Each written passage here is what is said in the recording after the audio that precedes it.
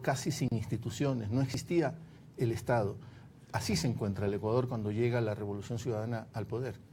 Por supuesto. Primero, hablando del libro, está la primera edición y uno siempre pasa vergüenza con la primera edición. Esta es de 2009. Sí, esta es de pasta dura.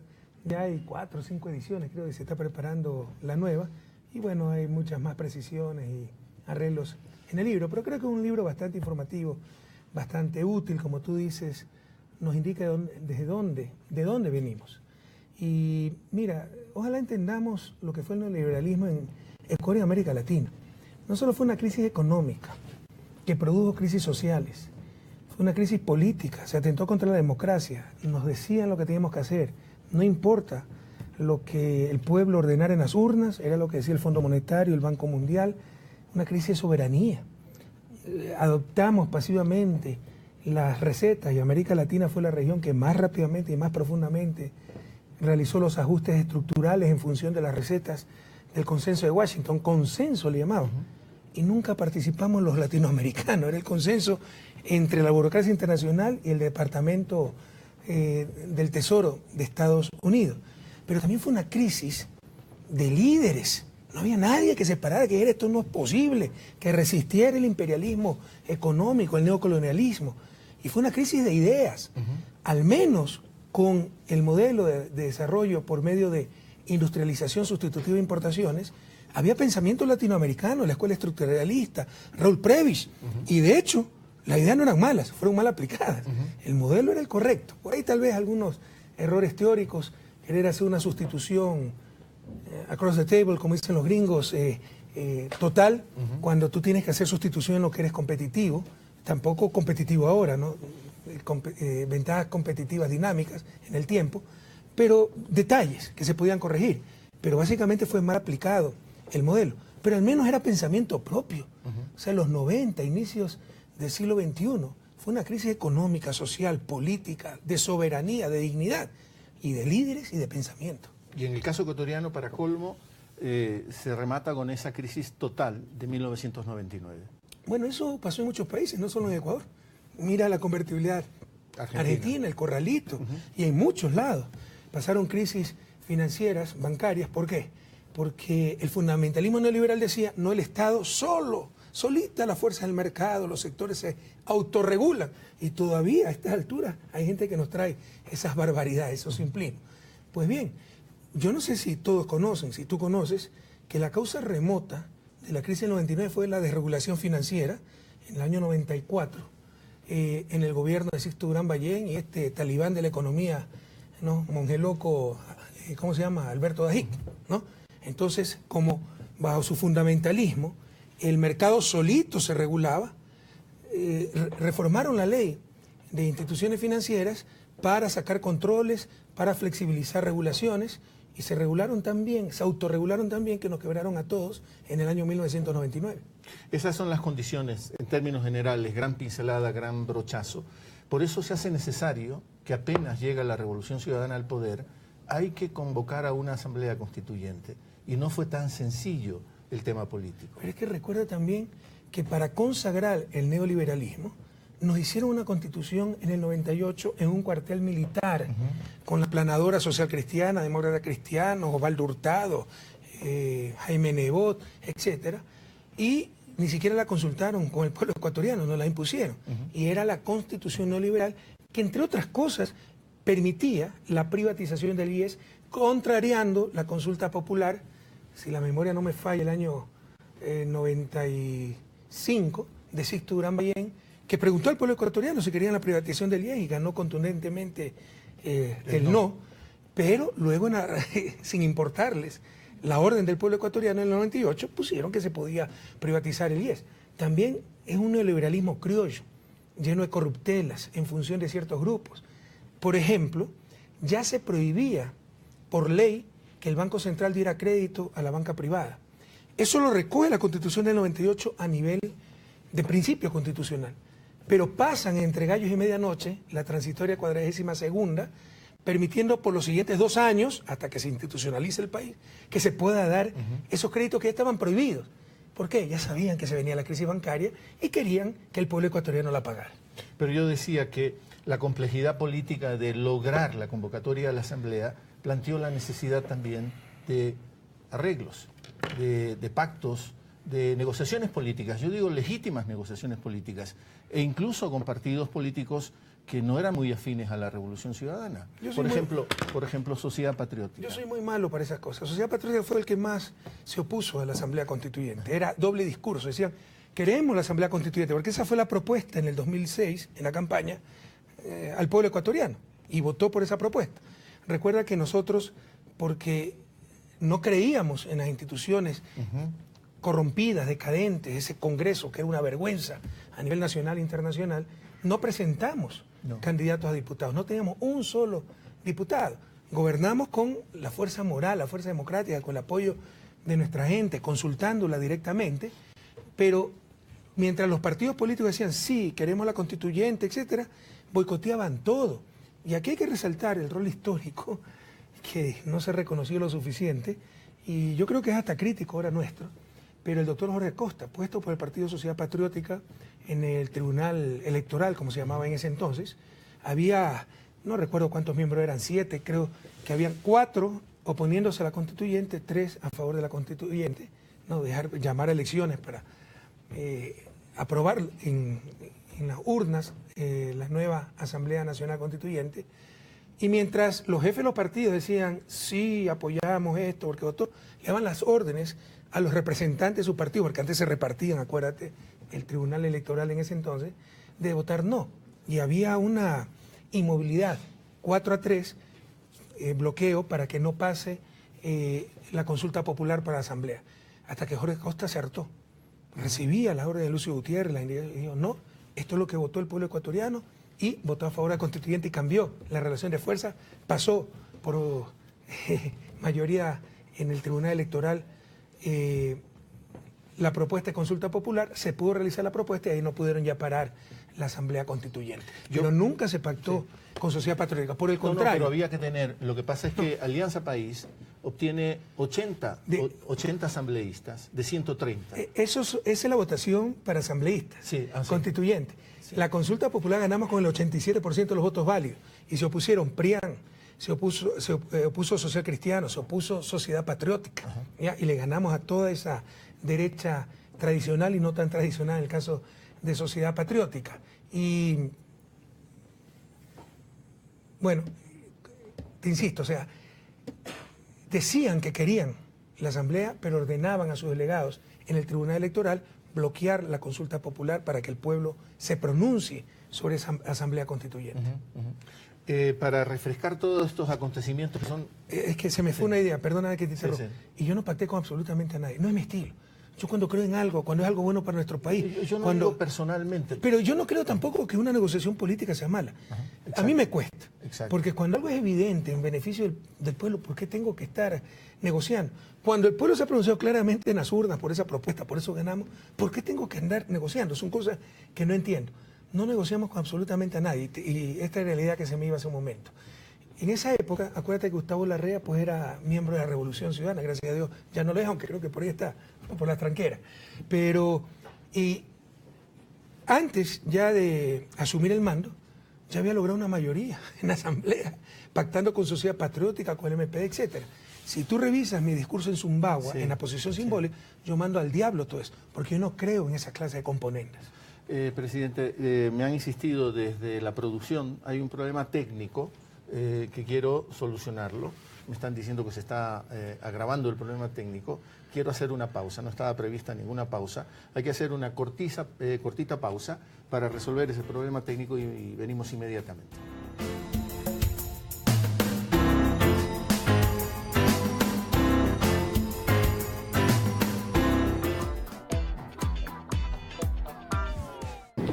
Serán buenos.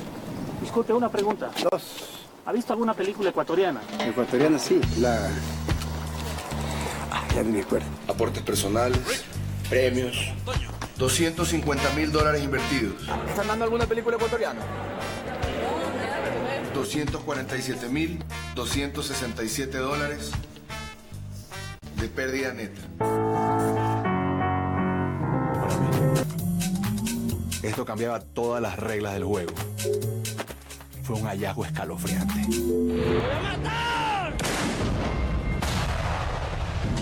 ¿Qué mismo será lo que la gente quiere ver? Quería verlas todas. ¿Conoces a San Martín? Necesitaba descubrir un hilo conductor. En primer plano, solo cine ecuatoriano. Presentamos Más allá del mall, con Andrés Crespo, domingo 22 horas.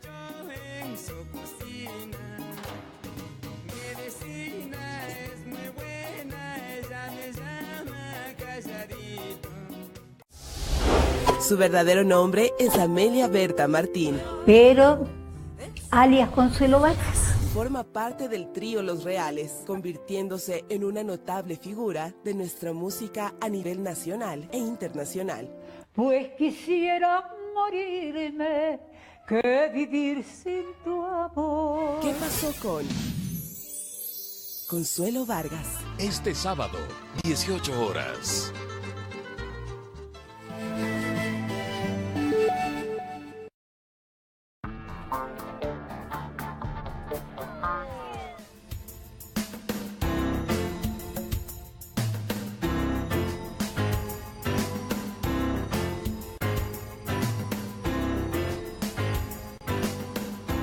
Sí, ya estamos de vuelta. Con palabra suelta, resuelto el problema técnico, podemos desvelar de qué se trataba. Un problema de una silla, y me advertía la producción, se va a caer Rafael Correa. Era como... Lo que no logró la oposición en 10 años lo iba a lograr Ecuador TV en pocos minutos. Resuelto el problema. Estábamos hablando del tema de la constituyente de Montecristi, que fue un proceso hermoso, realmente hermoso. Cuando se tiene el privilegio de asistir a esos procesos históricos, se conmueve uno, ¿no? Porque en Montecristi, esa pequeña ciudad de Alfaro, iban ríos de gente. La gente estaba entusiasmada, creía en la necesidad de la constituyente, que era transformarlo todo. Sí, yo creo que fue una refundación de la República, corregir errores no solo de la última década, porque lo del 98 era escandaloso, el neoliberalismo, la constitución que consagró el neoliberalismo, la constitución de Sangolquí, sino por fin lograr los derechos a los cuales había aspirado la gran mayoría durante siglos, ¿no? Entonces yo creo que es la transformación más grande de la época de la Revolución Liberal. Pero se llega a Montecristi, y yo insisto en eso, ¿no? Con votos suficientes de Alianza País. Bueno, ganamos abrumadoramente la consulta popular, te insisto, con 87% de los votos válidos. Y aquí una reflexión, ¿no? O sea, para tener apoyo popular no hay que querer contentar a todo el mundo. Tan solo hay que ser auténtico. Y fíjate que a pesar de que tuvimos la oposición brutal del Partido Social Cristiano, PRIAN, ¿no? Sociedad Patriótica y todos los millones que manejaban, ganamos en forma abrumadora. Parecen esas dictaduras de ciertos continentes, ¿no? Donde las elecciones son una ficción. Ganamos con el 87%, insisto, los votos válidos. Y luego, pues, ganamos mayoría total en la Asamblea Constituyente. Con 88 de Alianza País. ¿Sí? No, 80. ¿Te acuerdas cuántos eran en total? Eso no me acuerdo. 130. 130, 80 y 130, mayoría absoluta. El total de los asambleístas. Sí. Un poco para reflejar todos estos acontecimientos recientes, son relativamente recientes, pero como que nos olvidamos. Yo he seguido este libro de Quinto Lucas, que usted lo conoce, Ecuador, Cara y Cruz. Conozco a Quinto, todavía no conozco el libro, no lo he leído. Yo me refería a Quinto Lucas. Ya, okay. Hay que estar más pilas, ¿no? Con ese juego de palabras. Sí. Son 3 tomos. El último tomo está dedicado al proceso de la Revolución Ciudadana. En Montecristi, en la ciudad de Alfaro, había una serie de alianzas. Eran importantes alianzas. Luego se fueron como desgranando esas alianzas. ¿Qué hace falta para conservar alianzas que permiten que el proyecto de poder se cristalice para beneficio de la gente? Pero una precisión, nosotros siempre, pese a la mayoría absoluta que teníamos, siempre hemos tratado de ser lo más amplios posible, lo mismo en la Asamblea. Lo que pasa es que como no imponen sus caprichos ciertos grupos, entonces dicen, no hay apertura, etc. Pero siempre hemos buscado el diálogo, también sabemos confrontar cuando hay que confrontar. Indignarse también es una virtud democrática. Es una característica del verdadero amor, indignarse ante la injusticia. No es que se pueda hablar con todo el mundo, no en nombre del diálogo. Yo voy a hablar con los femicidas, con el cura pederasta, etc. Es el diálogo en base a principios. Pero en todo caso siempre hemos tenido la posición más amplia de diálogo. Y pese a tener 80, 130 asambleístas, dialogamos con todos y tratábamos de sacar las votaciones con el mayor apoyo posible. Entonces ahí votaban con nosotros el MPD, etcétera, pero nunca hubo ningún pacto. Y si lo hubiera, no hubiese habido problema, si lo hubiese habido. Y lo hubiera sabido el pueblo ecuatoriano, pero en verdad no existió. Nuestro único acuerdo formal, hasta donde recuerdo, de un partido registrado, ha habido con otros movimientos, es con el Partido Socialista, no Listas 17. Entonces, esa es nuestra forma de ser. Tratamos siempre de dialogar, de lograr los consensos más amplios, pero teníamos mayoría absoluta. Yo recuerdo que usted iba casi todos los martes a Ciudad Alfaro. Yo creo que casi todos los días. A reunirse con el bloque para ir como... hasta las 3, 4 de la mañana. Sí, recuerdo. Y chequear cómo iba la agenda. Y empezaron un poco las dificultades también. Tú dices tal vez la gente de adentro de Alianza País, un Alberto Acosta, por ejemplo. Mire, la gente debe conocer la verdad histórica, ¿ya? Basta de tantas falsedades, de medias verdades. O sea, nos pasan como los grandes demócratas y uno el autoritario. ¿Sabe lo que quería hacer Alberto Acosta? Y pregunta, ahí estuvo Augusto Barrera, estuvo Ricardo Patiño. Ya me acuerdo que eso me propuso después un partido con Colombia, que cayó una lluvia tenaz y empatamos 0-0, 1-1, no me acuerdo, y ahí fuimos a la oficina. ¿Sabe lo que? Como él era gran demócrata, tenía que darle la palabra a todo el mundo y no avanzaba en la Constitución. El pueblo ecuatoriano había dado 6 meses para hacerla y 2 meses de prórroga máximo. Sí. Y me dice muy suelto de hueso que no van a poder acabar en 8 meses. Pero ya tiene un acuerdo con Sociedad Patriótica y con el Partido Social Cristiano para ir más allá de los 8 meses, lo cual era absolutamente ilegítimo, porque eso no lo había ordenado el pueblo ecuatoriano y totalmente ingenuo a nivel político. Porque te aseguro que nos pasamos un día de los 8 meses, se iba Sociedad Patriótica, se iba Social Cristiano, se iban los partidos de oposición y perdía toda legitimidad de la Asamblea Constituyente. Ese rato quedamos con Alberto. Alberto, esto no es posible. Tenemos que trabajar sábado, domingo, pero acabar a tiempo a Constitución. Ya, ¿cómo no? Tenemos que trabajar más horas. Ya, ¿cómo no? Ok, vamos, eso era un lunes, martes, no recuerdo, creo que un jueves. Vamos a Montecristi, me parece que fue en Manta la reunión, con todos nuestros asambleístas constituyentes para transmitir lo que habíamos acordado. Entonces yo le digo, y tenemos que acabar a tiempo y por eso tenemos que trabajar sábado, domingo, tenemos que acabar más tarde. ¿Y cuál es mi sorpresa? Lo que dice Alberto, que toma la palabra después de mí. No, pero es que todos tenemos familia, tenemos que descansar, etcétera, diciendo todo lo contrario de lo que habíamos acordado. Ahí, créeme, con lágrimas en los ojos, con Augusto Barrera estaba ahí, con Ricardo Patiño, tuve que pedirle la renuncia a la presidencia de la Asamblea porque no iba a hacer fracasar a todos. Y asume Fernando Cordero. Cordero. Fernando Cordero y acabamos dentro de los 8 meses. Pero se produce ya una primera ruptura. No, una ruptura definitiva, pero esa fue la razón inicial. Yo creo que vendría después también, era inevitable una ruptura, porque Alberto no estaba con nosotros, estaba con sus grupos de siempre, ciertos radicales indígenas, ecologistas infantiles, y adoptando las posturas de esos grupos fracasaría cualquier proyecto político. Y se producen una serie de mandatos que son muy importantes para luego, para la sociedad ecuatoriana. Eso cambia la historia contemporánea, el presente, el Ecuador. El mandato que elimina la tercerización. Porque la tercerización, las concesiones mineras, o sea, se habían concesionado hasta las plazas de los pueblos. O sea, una serie de cosas corregimos gracias a esa Asamblea Constituyente. Pero se pudo hacer mucho más. De acuerdo. Y ahí hay también un respaldo del movimiento. Déjame contarte anécdotas. Sí. Créeme que ahí estaba Mónica Chují también. Acuérdate que Mónica Chují fue mi primera secretaria de comunicación. Sí. Me lloraba al ver el racismo, la discriminación, yo le daba ánimo. Me dijo, quiero participar en la constituyente, porque quiero impulsar algunas cosas para mi pueblo. Pero por supuesto, Mónica la apoyó totalmente, creo que estuvo en 5º lugar. Y de repente todo dependía, no es que era orgánica con nosotros, sino que respondía a los grupos más radicales de la CONAIE. Y nos quedamos discutiendo hasta las 2, 3 de la mañana. Cuando se aprobaban sus ideas, maravilloso. Cuando se negaban sus ideas, era la primera que salía, y por el intermedio de otros grupos, a denunciar a la prensa que somos antidemocráticos, etcétera, y a tratar de boicotear la decisión. O sea, qué difícil es luchar contra esa gente que se llena la boca de democracia y tienen las actitudes más antidemocráticas. Pero quiero decir también, Rafael, que para llegar a Montecristi hay un amplísimo respaldo a la constituyente. La gente le pone mucha esperanza a eso, partidos políticos, movimientos. La CONAIE también, aunque expresa ciertas reservas, respalda el proceso constituyente. En un inicio. Sí, en un inicio. ¿Cómo no mantener cohesionado todo eso? ¿Cómo hacer para que eso no se desgrane, como yo decía? Porque a medida que va avanzando se va decantando pues el proceso. Dime qué proceso revolucionario no ha tenido gente que se ha salido en el camino por divergencias, por traiciones, por conveniencia, etc. Pero así como han salido algunos, han venido mucho más. El propio Corcho Cordero inicialmente no es que estaba con nosotros, y Doris Solí, y te puedo nombrar muchísimos altos dirigentes de Alianza País que no estaban inicialmente con el proceso de Revolución Ciudadana. Pero eso es normal en cualquier proceso, más aún con el nivel político que tenemos en el Ecuador, donde se llenan la boca, te insisto, hablando del diálogo, del consenso, pero dialogar, consensuar, primero es respetando principios. No voy a dialogar, consensuar con los que están insultando a mis compañeras asambleístas, con los que están insultando a mi vicepresidente, etc. Segundo, significa que no todos podemos lograr lo máximo, pero sí debemos respetar ciertos mínimos.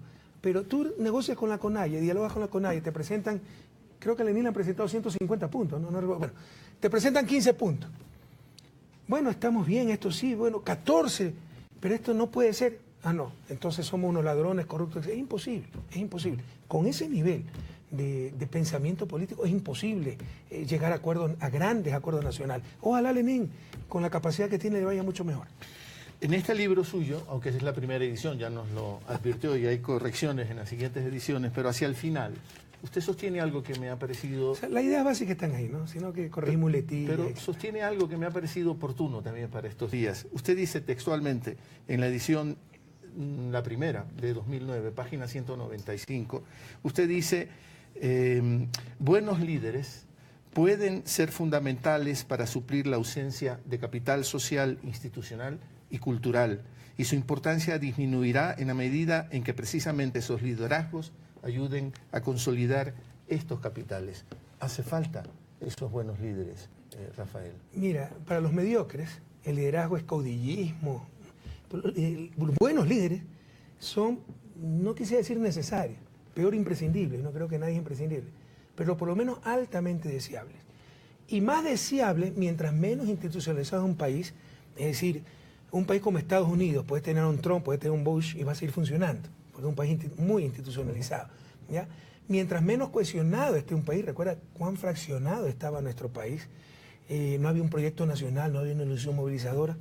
Mientras menos cultura de diálogo, de consenso, de organización se tenga, ¿no? Más necesarios son esos líderes. Entonces no hay que temerle a los liderazgos, pero ahora parece que tener liderazgo es algo malo.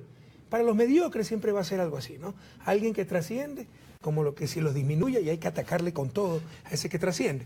Pero los liderazgos son altamente deseados en cualquier país, más aún en un país en vía de desarrollo que necesita fortalecer sus instituciones, su cohesión social, etc. Pero esos liderazgos buenos construyen nuevos elementos culturales y nos hace falta en el Ecuador cultura de diálogo. Por eso te decía, reemplaza la carencia de valores, si quieres, culturales en ciertos aspectos. Por ejemplo, la cultura de organización. Yo siempre pongo como ejemplo este de aquí, entre la cultura anglosajona, a la cual admiro mucho, y la cultura latinoamericana. Si un anglosajón se pierde en la selva y se pierde un latinoamericano en la selva, probablemente después de 2 años el latinoamericano ha sobrevivido porque está acostumbrado a la dureza de la vida, a vivir en condiciones extremas, y probablemente el anglosajón no lo logró. Pero si 200 anglosajones se pierden en la misma selva y 200 latinoamericanos, verás que después de 2 años los anglosajones ya tienen sus casitas, su escuela, su cancha de fútbol, incluso su iglesia, y los latinoamericanos todavía van a seguir discutiendo quién es el jefe. Sí. ¿Ya? Y cuando tú les reclames porque no han hecho nada, te van a argumentar, lo que pasa es que ellos son más democráticos. O sea, los latinoamericanos somos más democráticos, los otros tienen que aprender de nosotros. Pero al primer descuido se van a escapar al barrio de los anglosajones. Entonces, nos falta autocrítica, nos falta capacidad de organización, Exacto. no sabemos reconocer nuestros errores. Entonces, cuando un líder habla de eso, acelera esos procesos de cambio cultural. En este libro... Y por el contrario, cuando los líderes contemporizan con esos atavismos culturales, inmovilizan a sus países. En este libro, usted, Rafael, habla mucho de cultura también. Y usted tuvo, si mal no lo recuerdo, unas 523 sabatinas que empezaron tempranamente, el 20 de enero de 2007. Empieza ¿Desde el primer sábado? Desde el primer sábado. Primero eran radiales solamente, si mal no lo recuerdo. Probablemente. Y la última fue el 20 de mayo, otro 20, de 2017. Son 523 sabatinas. Y en muchas de ellas Yo lo escuché a usted hablar de la cultura, el problema de la cultura. Nos hace falta una cultura que consolide todo este proceso y que incluso vaya construyendo otra política. ¿Por qué no hubo más inversión en cultura, Rafael? Porque en cultura no necesariamente se invierte, o sea, depende cuál es el concepto de cultura que estamos utilizando. Hay varias acepciones de cultura. Un antropológico. No, yo me refiero, sí, precisamente eso, no la cultura como expresión de belleza, de arte. De lo artístico. No, de lo artístico, sino como el conjunto de principios, valores, visiones transmitidas socialmente. Eso es clave para el desarrollo. Tú tienes culturas que promueven el desarrollo y culturas que impiden el desarrollo. Y gran parte de la explicación de por qué no somos desarrollados está en los atavismos culturales, heredados de las élites que empezaron a dominarnos en el primer momento, élites rentistas, excluyentes, que denostaban del trabajo manual, que utilizaban los frutos del progreso técnico para diferenciarse, no para repartir ese progreso y ese bienestar entre todos. Yo estoy escribiendo un libro, El enigma del desarrollo, ¿no? Porque una de las grandes preguntas, enigmas del desarrollo es por qué América del Norte se desarrolló, América Latina no. Porque América Latina, a la llegada de Colón, tenía civilizaciones más consolidadas que América del Norte, Inca, Maya, Azteca, tenía más tecnología, tenía más, igual o más recursos naturales, entonces tenía todas las condiciones para desarrollarse más rápido que América del Norte, y pasó exactamente lo contrario.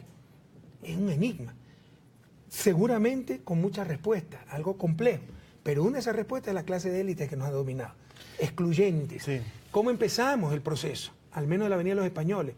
Aquí, vertical. Alexis de Tocqueville, cuando llega un francés, viene la Francia absolutista, monárquica, llega a Estados Unidos, escribe el libro Democracia en América y empieza el libro diciendo, me sorprende la igualdad de condiciones de todos. Entonces, es una de las respuestas para esa pregunta sobre desarrollo. Y esto te desarrolla también culturas, la cultura rentista, la cultura de la exclusión, ¿no? Además de otras cosas que son procesos históricos complejos, eso no hay respuestas únicas, pero por ejemplo, lo que dicen los gringos, self-reliance, la confianza en uno mismo. Aquí es todo que me lo resuelva el Estado, la culpa es del gobierno. Yo nunca olvidaré, Javier, cuando en el año 2011, me acuerdo que era 2011 porque empezamos la campaña para consulta popular, para reforma judicial, etc. Yo estaba en UNASUR, ocurrió el terremoto en Japón y un tsunami. Y hubo el riesgo de que el tsunami llegara a nuestras costas, movilizamos como 200.000 personas. En realidad llegaron olas fuertes. Y nunca olvidaré cómo entrevistaban a un pescador japonés que había perdido todo. Muertos miembros de su familia, habían muerto miembros de su familia, había perdido su casa, su carro, ahí demostraban la destrucción. Y le preguntaban, ¿qué va a hacer? Y con lágrimas en los ojos decía, empezar de nuevo. Y entrevistaban a un pescador nuestro en Galápagos, al cual se le había averiado su fibra, por no haber obedecido la orden de sacarla del muelle, y le preguntaban, ¿y ahora qué va a hacer? No sé, el gobierno me tiene que ayudar. Sí. Entonces, con esas clases de comportamientos no saldremos de su desarrollo. Pero yo quería decir... Es un ejemplo, hay muchos otros ejemplos. De acuerdo, pero yo... puedo dar, yo tengo una enciclopedia, lo quiero escribir. Te puedo dar otro ejemplo. A ver. Aquí siempre la culpa es de los demás, ¿no? Si alguien llega tarde, ¿no? Es que el tráfico, etc. Bueno, resulta que en Urbana-Champaign, donde yo estudiaba, es una ciudad que ha ganado varias veces el mejor sistema público de ciudad pequeña, mediana de Estados Unidos. Y los latinos seguían llegando tarde. Entonces ya no era que el problema de transporte, nada, sino que, es que es feo llegar puntual. Entonces siempre tenemos excusa para todo. Pero yo quería decir que probablemente la enorme obra hecha por la Revolución Ciudadana en sus 10 años y 4 meses del gobierno de Rafael Correa es enorme. Y se ha caminado hacia la competitividad. Eso solo un ciego del alma lo puede negar. Yo lo puedo sostener, no tengo ningún empacho en decirlo y bueno, asumo la responsabilidad de tener ese sesgo. Probablemente modernizadores... Pero tendría sesgo si no reconociera eso. Probablemente en y tendría ceguera, además. En la historia de nuestro país, modernizadores han sido Gabriel García Moreno, en otro momento histórico, la hacienda prevalecía. Estoy totalmente de acuerdo. Eloy Alfaro, ya era la plantación, se necesitaba otra relación de trabajo, y probablemente Rafael Correa. Antes de García Moreno, por ahí hay uno que no nos gusta mucho, pero... ¿Quién es? El que liberó a los esclavos, ¿no? General Urbina. Urbina. Pero déjeme concluir la idea. Se construyen enorme infraestructura en el país. En efecto, solo un ciego no podría verlo. Tenemos escuelas del milenio, tenemos hospitales del milenio, tenemos carreteras del milenio, tenemos centrales hidroeléctricas del milenio. competitividad sistémica, vamos hacia allá. Pero ¿por qué no tenemos, Rafael, bibliotecas del milenio? ¿Por qué no tenemos museos del milenio? ¿Por qué nos quedamos rezagados ahí? Porque hay que dar prioridades, pues los recursos son escasos. Entonces ahora, pero esto es lindo, a mí me agrada cuando me hacen estas observaciones, porque antes se criticaban a los gobiernos por no hacer nada. A nosotros nos critican por no haber hecho todo, entonces ya es un gran avance. Pero usted tiene que dar prioridades, es como el chiste de Mafalda con Susanita, ¿no? Que dice Mafalda, ¿cómo quisiera tener dinero para comprar cultura, para comprar libros, etcétera? Y Susanita dice, ¿cómo quisiera tener dinero para comprar vestidos? ¿Cómo dices eso? Si la cultura es más importante que los vestidos. Bueno, sal a la calle sin cultura para ver quién te dice algo. Y sal a la calle sin vestido para ver lo que te pasa. Y le pega a Mafalda y dice, odio pegarle a alguien que tiene la razón. Sí. Entonces hay que dar prioridades, hay diferentes clases de necesidades. Usted sabe que hay muchas teorías de esto, las pirámides de necesidades. Pero la cultura también... Las necesidades para subsistir, los alimentos, etcétera. Luego tengo un techo seguro, educación, salud. Entonces, por supuesto que la cultura es importante. Pero todo era importante y había cosas extremadamente urgentes. Lo que pasa es que en esa base antropológica que estamos de acuerdo, que hay que analizarla desde ahí, la cultura es todo, Rafael. Todo es la cultura. En cuestión de principios, valores, no en cuestión de expresión estética, que es a lo que te refieres. Guardar la memoria, que es importante, ¿ya? Pero no necesariamente eso cambia los principios, las visiones, las costumbres y las malas costumbres. Entonces, eso se cambia con la educación, con el ejemplo de los dirigentes, con el proceso de modernización, pero no una modernización vacía, una modernización en función del bien común, pero por ejemplo la industrialización te cambia los comportamientos. En el campo tú te puedes acostar más, levantar más tarde, más temprano, acabar más tarde, más temprano. En una sociedad industrializada o en el sector industrial, si no llegas a las 8 pierdes el trabajo. Entonces te ayuda a ser más puntual. Entonces es una serie de factores que se refuerzan mutuamente, que producen cambios culturales. No quiero perder el hilo de este primer repaso de lo que fueron los años iniciales de la Revolución Ciudadana, que me parecen importantísimos recordárselo a la gente, porque como también usted lo ha dicho en algunas sabatinas, hay una generación que ya nació en medio de la Revolución Ciudadana y que cree que el Ecuador siempre fue así, y que costó mucho trabajo tener el Ecuador que hoy tenemos, y que tenemos que saber cuidarlo también y fajarnos por ese cuidado. Otra de las acciones importantísimas fue la auditoría integral de la deuda, que fue un avance también estupendo que se hizo y que mandó un mensaje político muy poderoso también. Es inédito. Mira, lo que hemos logrado hacer es que aquí todo el mundo desbarata el análisis económico, el análisis político. Creen que la libertad de expresión es decir cualquier cosa. Y puede ser libertad de expresión, pero no se metan pues analistas, porque el analista sí debe tener algo de seriedad, el periodista debe tener algo de seriedad, incluso a nivel de opinión. Ojalá puedan argumentar, que ya es un razonamiento lógico, si es posible basado en pruebas, pero ni eso les pido. Les pido que cuando hay sus juicios de valor sean rigurosos, con formación e información. No se puede decir cualquier disparate, no se puede decir lo que dice un asambleísta de oposición, porque la Contraloría hace una auditoría de la atención post-terremoto y dice que $50.000 de préstamo del BID se han utilizado mal y pone una serie de rubros, entre ellos una alfombra. Decir que hemos gastado en emergencia $50.000 en una alfombra. Por el amor de Dios, no se puede mentir tan descaradamente. Eso perjudica a la democracia. No es que porque tenemos libertad de expresión eso beneficia a la democracia. No, hablar tontería perjudica a la democracia. Dar opinión sin fundamento, sin rigurosidad, perjudica a la democracia. Entonces, por ejemplo, nosotros, no se cayó la silla, pero se cayó el micrófono. Nosotros hemos podido invertir muchísimo, cerca de $70.000 millones. ¿Cuál es la deuda externa? El resto es ahorro interno. La deuda consolidada, 29.000 millones. Quiere decir que hemos tenido un ahorro monstruoso a nivel público, ¿no? Porque la deuda, lo que te suman y te sacan 42.000 millones, la deuda del propio Estado, entre entidades del Estado. Neteando eso, que es la forma correcta de calcular la deuda del Estado, es 29.000 millones aproximadamente. Y hemos invertido, ¿qué? 70.000, 90.000 millones más o menos, ¿ya? Entonces, como 60.000 millones de ahorro público. ¿De dónde sacamos esos recursos para tener el coeficiente de inversión pública más alto de América Latina? Precisamente renegociar la deuda externa, renegociar los contratos petroleros, luchar denodadamente contra la evasión, lo cual permitió triplicar la recaudación tributaria. En el caso de la deuda que me preguntaste, yo estoy muy orgulloso de eso. Hasta ahora es un proceso inédito. Ha habido otra auditoría de deuda, pero desde la sociedad civil. Es primera vez en la historia que hay una auditoría desde el propio gobierno. Dijimos, no pagamos, esto ha sido un asalto. Y utilizando teoría de juegos, el momento oportuno. Porque si tú estás en un momento de debilidad, no puedes decir eso. Te cortan la fuente de financiamiento y ahí quedaste. Teníamos liquidez, teníamos reserva, etc. Dijimos, no pagamos, recompramos esa deuda, 1/3 del valor, y ahorramos miles de millones para el pueblo ecuatoriano. Y descubrimos un montón de trampas.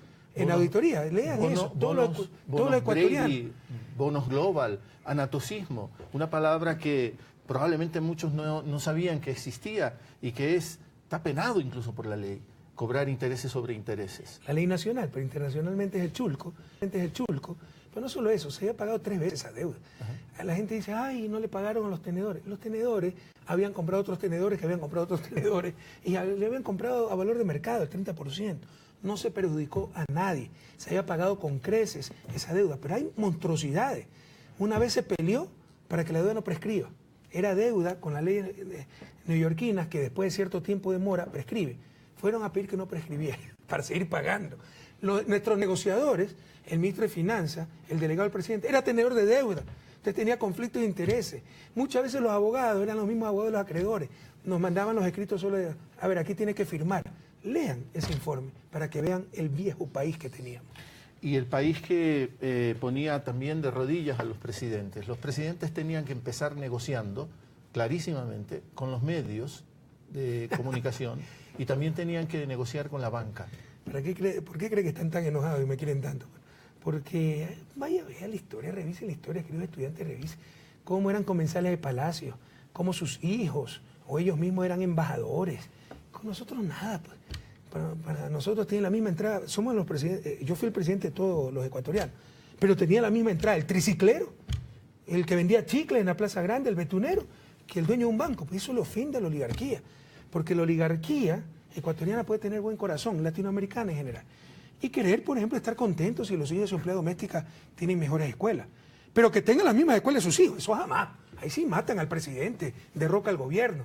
No, es el capitalismo compasivo, ¿no? Pero jamás igual a mí, yo soy superior. Entonces eso les molesta grandemente, que ya no puedan imponer ministros. La banca se repartía el país. La superintendencia de banco era para un gran banco de Quito, el Banco Central era para otro gran banco de Quito, el ministro de Finanzas recomendaba a los banqueros. Eso se acabó con nuestro gobierno. Entonces comen cemento, pues. ¿Cómo nos va a querer esa gente? Vea, el poder era tan concentrado cuando nosotros llegamos al gobierno que de 7 canales nacionales, 5 pertenecían a la banca. Sí, está claro. Si yo trataba de regular a la banca para evitar el chulco que le saquen la cabeza a los clientes, tiene una campaña monstruosa, pues, de sus canales de televisión hasta lograr la medida con el apoyo ciudadano. Hacían actuar a la gente contra sus intereses, en función de los intereses de estas élites. Todo eso ha cambiado.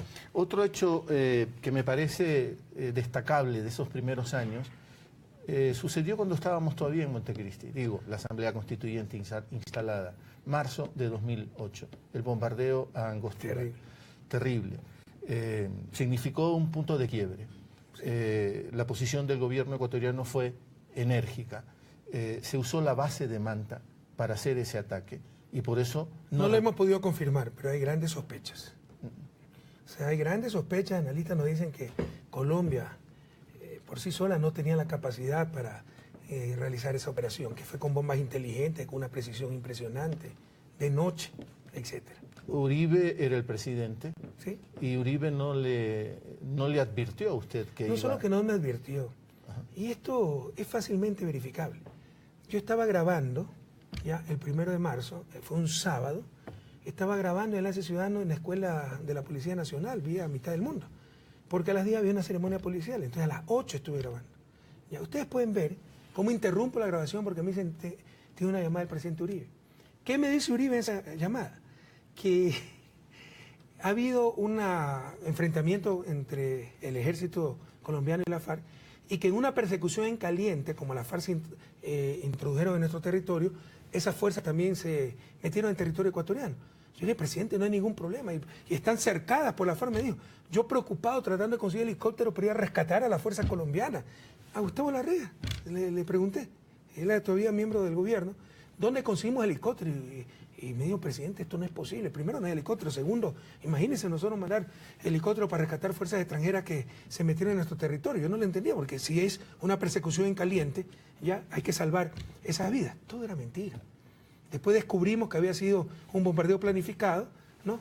Y después el cínico de Uribe dice, no nos advirtió, porque después nosotros le advertíamos a la FARC y empezó una campaña a decir que éramos cómplices de la FARC. Y era peor, porque Francia tenía delegados de Francia en Ecuador, porque se estaba negociando, Ecuador estaba ayudando para la liberación, ¿se acuerda? De Ingrid Betancourt, todo eso, sí. Y ahí un enlace era Gustavo Larrea, sí, para toda esa operación. Él conoce lo que pasó, y pregunte cómo nos engañaron. Ojalá tenga la decencia de ratificar lo que estoy diciendo, porque fue verdad. Pero digo, Uribe no respetó nada de eso. Nada, o sea, Uribe era un tipo, mira, yo comprendí la psicología de Uribe demasiado tarde. Debí tratar a Uribe como si estaba tratando a Don Corleone, ¿no? El padrino, que puede estar tomándose una taza de café con usted y en ese momento mandarle a bombardear su casa, ¿no?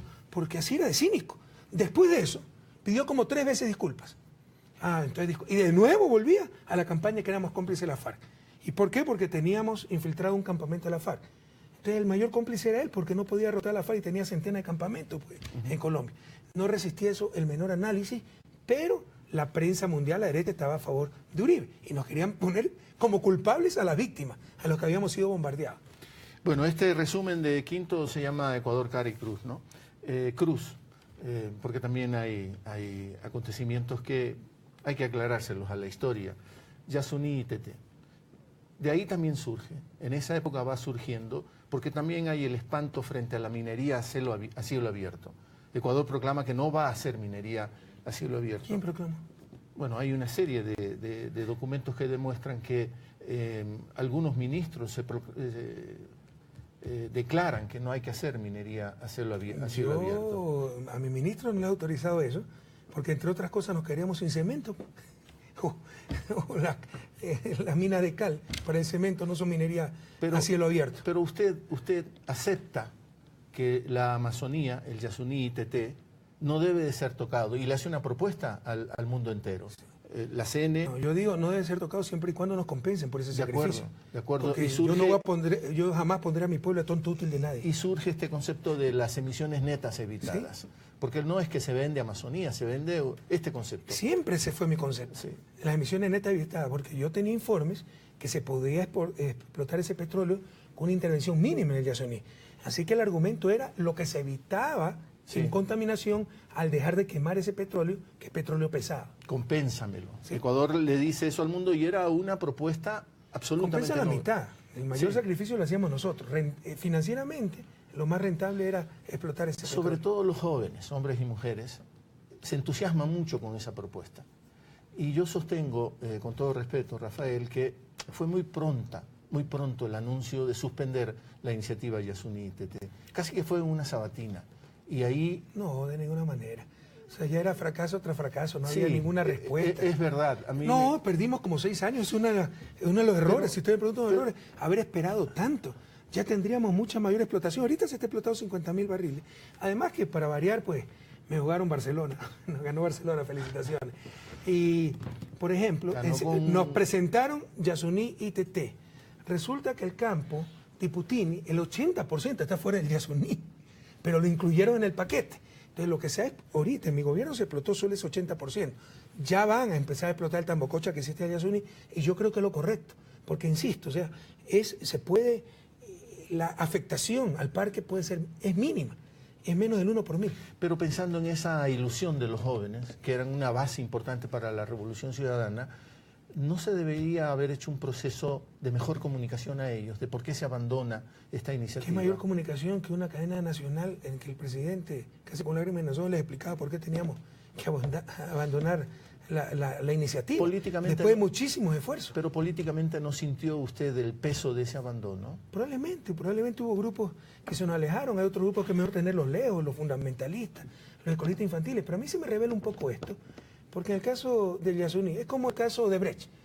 Expulsamos, somos el único gobierno del mundo que expulsó a esa empresa, pero como pagó todo, aceptó todo, volvió, entonces la corrupción está en que le hicimos volver, entonces la próxima no lo expulsamos. El Yasuní, propusimos la protección a cambio de una compensación, no explotar ese petróleo. ¿Pero usted cree que el Yasuní acaba en la frontera con Perú? Continúa el otro lado. Perú hace rato está explotando el petróleo en el Yasuní y nadie dice nada. Entonces la próxima vez es mejor no hacer nada, porque uno sale perdiendo. Pero yo Es sostengo, injusto. lo que yo sostengo, lo que yo quiero sostener es que había una base política. Pero yo soy el primero, yo fui el que impulsé la iniciativa. No es verdad, como dice el mito urbano que fue Alberto Acosta. Yo diseñé. Con Acción Ecológica. Yo diseñé, eso es mentira. Yo diseñé. Pregunte, una reunión de Petroecuador en marzo 2007. Yo diseñé, les propuse, le di los conceptos básicos. Modestia aparte, el concepto de emisiones netas evitadas es mío. ¿Ya? No me gusta decir estas cosas, pero tampoco me gusta que se engañe a la gente. Entonces, pero después de tratar 5 o 6 años, es irresponsable poder seguir sacrificando a nuestra gente cuando esos recursos nos pueden ayudar a salir de la pobreza. El mayor imperativo moral que tiene nuestro país es superar la pobreza. Cuando esos recursos pueden servir para educación, para salud, y cuando se puede intervenir con una afectación mínima en el parque. El problema son las emisiones, pero los que queman el petróleo, en su mayoría son los países desarrollados. La mayor parte del petróleo que se quema son los países desarrollados. Se hizo el acuerdo con Naciones Unidas, se tenía que obtener algo así como $300 millones de aportaciones y creo que no llegamos a 12 millones. No se logró absolutamente nada. Puse un embajador especial para que ellos hizo todo. Puede usted tener la certeza que se hizo todo lo humanamente posible. Por ahí hay críticos, Roque Sevilla y toda esa gente, que fueron a Dinamarca a la conferencia y ofrecieron darnos algo de plata. Vean las condiciones. Nos trataban como a delincuentes, ¿no? Pero ellos controlan, el fondo es de ellos, como si te estaban dando caridad. Ecuador no estaba pidiendo caridad. Ecuador estaba proponiendo contribuir a la lucha contra el cambio climático que no es producida por países como Ecuador. Y pedía la corresponsabilidad de los que sí están dañando el planeta.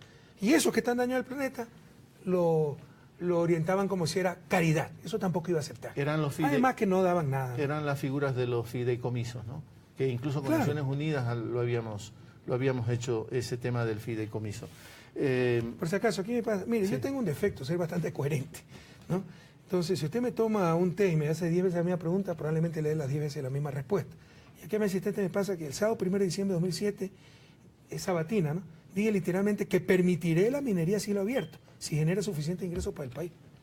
No podemos sacrificar nuestros recursos, o sea, renunciar a nuestros recursos naturales, que puede ser la vía rápida para superar la pobreza, que puede evitar lo que tuvieron que sufrir los países recientemente industrializados, Singapur, Taiwán, Corea del Sur, una gran explotación de su fuerza laboral, porque no tenían recursos naturales.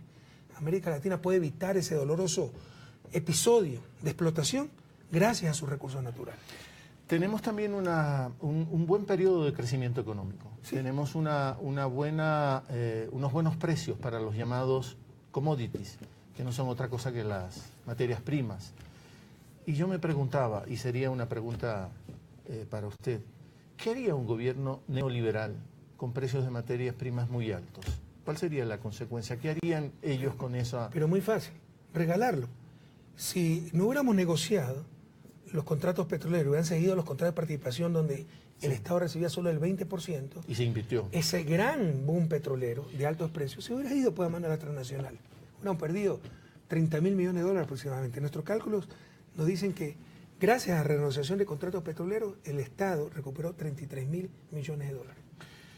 Pasemos un poco al Ecuador o la Revolución Ciudadana en el periodo suyo y el mundo internacional, más específicamente América del Sur, porque a usted le toca vivir ya un momento en el que van creciendo los gobiernos progresistas. La geografía de América del Sur, sobre todo, se va llenando con gobiernos progresistas. ¿Cómo era esa relación en esos momentos? Una gran camaradería, una gran coincidencia, un gran compromiso, pero en honor a la verdad, tengo que decir que eso era compartido también con gobiernos de derecha. Había cosas que no se disputaban. La necesidad de la integración, el compromiso con la democracia. Pero mire lo que pasa en Brasil ahora. No le importa la democracia, pues esa derecha. ¿Qué gobierno de derecha en esa época tenía el compromiso con la democracia, por ejemplo? Yo le puedo decir el propio Piñera en Chile, el compromiso con la integración. Juan Manuel Santos, Uribe también decía, ¿no? Pero eso era, insisto, era medio indescifrable. Yo muy tarde entendí la psicología, cómo tratar a un tipo como Uribe. Pero, y también era la época de oro, pues, del progresismo en Sudamérica, de 10 países sudamericanos latinos, porque también está Guyana y Surinam, 8 tenían gobiernos de izquierda, incluso Paraguay por primera vez en su historia con Fernando Lugo. Entonces había amplios consensos, una gran coincidencia en objetivos y le insisto, en honor a la verdad, nos acompañaban con esa visión histórica, por ejemplo la integración, los pocos gobiernos de derecha. Es cierto que... Ahora ciertos gobiernos de derecha descaradamente tratan de boicotear la integración, ir a la integración entre comillas, pero de mercado, de libre comercio, el sálvese quien pueda, etc. Es cierto que Chávez alguna vez cuenta cómo lo conoció a usted. Él dice que fue en 2005. Usted fue en representación del gobierno de Alfredo Palacio como ministro de Finanzas y él dice, se me acercó un joven economista, me habló de unas cosas y quién iba a creer que era Rafael. En poco tiempo iba a ser el presidente de la República. Fue un encuentro así. Sí, fuimos en el 2005 con el presidente Palacio, Asunción, Paraguay. No recuerdo qué cumbre era, pero de todos los presidentes que hablaron, me pareció muy profundo el discurso de Chávez, además que ya lo admiraba. Yo cuando veo que, dime quién te aplaude y te diré quién eres. Dime quién te odia y te diré quién eres, así como dime con quién andas y te diré quién eres. Entonces, cuando veo que la oligarquía venezolana odia a alguien, yo tenía un compañero venezolano en Illinois, y una vez le pregunté, yo era compañero, no vivía en el barrio, en un conjunto que convivíamos con argentinos, etc. Y una vez le pregunté, oye, estábamos en una piscina el conjunto, oye, ¿qué opina de Chávez? Hay que matarlo. Entonces, cuando te da una respuesta así, y los poderosos, dice, algo está pasando, y algo bueno está pasando, ¿no? Entonces, lo empecé a seguir a Chávez, su golpe de Estado, yo estaba en Finlandia, en un seminario de la ONU, me habían invitado, y me entero del golpe de Estado de Chávez, me dolió mucho, y después como el pueblo lo puso nuevamente en el poder. Y lo que se olvida es que cuando sacan a Chávez, ya lo obligan a dejar el poder, dicen que los medios de comunicación dicen Chávez renunció. Cuando el pueblo lo regresa al poder, ponen dibujos animados. Esa es la libertad de prensa que tenemos en América Latina. Es fácil olvidarse de todas estas cosas. Entonces yo admiraba a Chávez y ratifiqué esa admiración cuando escuché su discurso, el único discurso contundente, profundo, en esa cumbre que muchas veces son perdedoras de tiempo. Me acerqué, lo felicité, digo, lo admiro, usted tiene un amigo en Ecuador, soy tal persona. Chávez en Venezuela, Néstor Kirchner en la Argentina, estaba Lugo, Lugo coincidían en esa época. 2009. Una serie de gobiernos. Michelle Bachelet en Chile, Lula, Evo Morales en Bolivia, Lula da Silva en Brasil. En Brasil era otro contexto. Por supuesto, era la época de oro, ¿no? A usted le toca vivir también la transición cuando van cayendo los gobiernos progresistas en la región. Pero más que caer, también, bueno, en todas estas cosas la suerte juega un rol, ¿no? La muerte de Néstor Kirchner, cuando era secretario de UNASUR, el primer secretario. Luego la muerte de Chávez. ¿Ya? Entonces han sido golpes tremendamente fuertes. El cambio de ciclo económico, que aquí pues la politiquería nos echa la culpa a nosotros, hasta el terremoto de Manabí nos echa la culpa. Pero en verdad es un golpe que ha sufrido toda América Latina, el desplome del precio de los commodities, como tú dijiste hace un momento. Entonces la política va de la mano de la economía. Lenin decía, política es economía concentrada. Y la gente cuando ve que su hijo pierde el trabajo, o ellos mismos no tienen trabajo, el tendero que ve que vende menos, si no hay suficiente formación e información, bueno, dicen es culpa del gobierno, más aún escuchando a los medios de comunicación, la oposición, e incluso sin aquello. Fíjate que democracias maduras como las europeas, con la crisis del 2009, la crisis del 2009 arrasó gobiernos de derecha, Sarkozy en Francia, de izquierda, centro izquierda, Zapatero en España, porque la gente dice no tengo nada que perder y busca alternativas. Entonces, obviamente todo eso debilita el progresismo en Sudamérica sobre todo. Venezuela hoy es lo que es hoy, lo que sufre hoy Venezuela. Decenas de muertos en estas manifestaciones que no han parado, más de 3 meses, casi todos los días manifestaciones, una violencia enorme. ¿Qué ve usted en Venezuela? Vea, puedo chocar con esto, pero yo no temeré decir la verdad. Yo tengo información importante de eso. Hace poco conversé 3-4 horas con el ex embajador venezolano en Ecuador, que es testigo de primera mano, ¿ya? Me mandan información, me mandan los videos, me reportan, y gran parte de esa violencia viene de la derecha, no nos engañemos. Por supuesto, si los grupos, no digo que toda la derecha, pero grupos radicalizados queman policías, apalean chavistas, eso no va a salir en el periódico, media letra, no va a salir en ningún video. Pero si por ahí un militar, un policía se extralimita, va a salir en todos los periódicos. Estas cosas generan violencia. Es difícil que no hay exceso de fuerza pública, hay que sancionarlo. Pero yo le diría, la mayor parte de la violencia viene de grupos radicalizados de la derecha. Esa es la verdad, así hay gente que no le gusta escuchar esa verdad. Ahora, si el escenario ese ha cambiado, Rafael, ¿no cambia también en cada uno de los países un poco la correlación de fuerzas internas, correlación de fuerzas políticas internas? Si ya no tengo aliados internacionales con cuáles hacer planes conjuntos, cambia un poco también la correlación interna en cada país. Por supuesto que influye. E impone otras lógicas a los gobiernos. Por supuesto que influye, pero no solo eso, pues no, la derecha sabía explotar muy bien con sus medios de comunicación, con su propaganda, la crisis venezolana. Eso lo utilizaron en el 2014. Acuérdense que en ese momento empezaron las guarimbas, se llama, ¿no? Sí. La violencia, etcétera. Y la propaganda era, no queremos que Ecuador sea Venezuela, entonces para la alcaldía de Quito vota por tal. Y eso nos volvieron a hacer en las últimas elecciones. Entonces sirve incluso como instrumento de propaganda política aquello. Pero yo quiero decir que los gobiernos nacionales también tienen que hacer otras alianzas internamente, porque se ha fortalecido la derecha. O sea, más que los gobiernos nacionales, la izquierda tiene que juntarse como se ha juntado la derecha. O sea, yo lo dije en el 2014, le llamé la restauración conservadora, Sí. que después era tan brutal, tan poderosa que le llamé el segundo plan Cóndor. Sí. Con métodos más sutiles, ya no pueden desaparecer gente, torturar, aplastar con botas militares a la gente de izquierda, pero sí pueden generar golpes blandos, boicot económico, boicot mediático, etc. Pero el 2014 se llamaba restauración conservadora, ¿a qué? A una nueva derecha que estábamos enfrentando. Eso lo descubrimos en las elecciones a la alcaldía de Quito. Fue una coalición de derecha nunca antes vista, ¿ya? Y con apoyo extranjero, y con recursos ilimitados, para una alcaldía.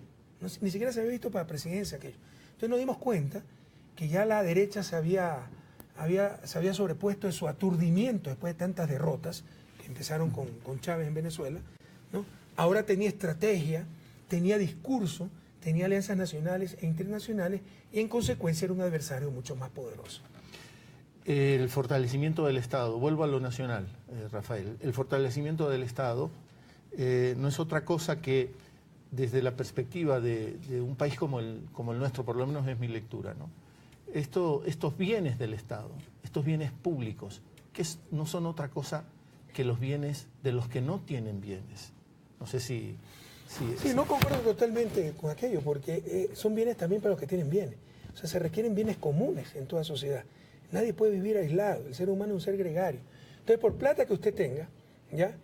Y por muros que construya en su mansión, si no hay seguridad, ¿de qué le sirve esa plata si su hija no puede salir a la calle? De acuerdo, pero a lo que yo quería ir era que si la gente tiene esa expectativa, se ha fortalecido el Estado tiene una fuerte presencia, es rector. Eso también disputa esa idea.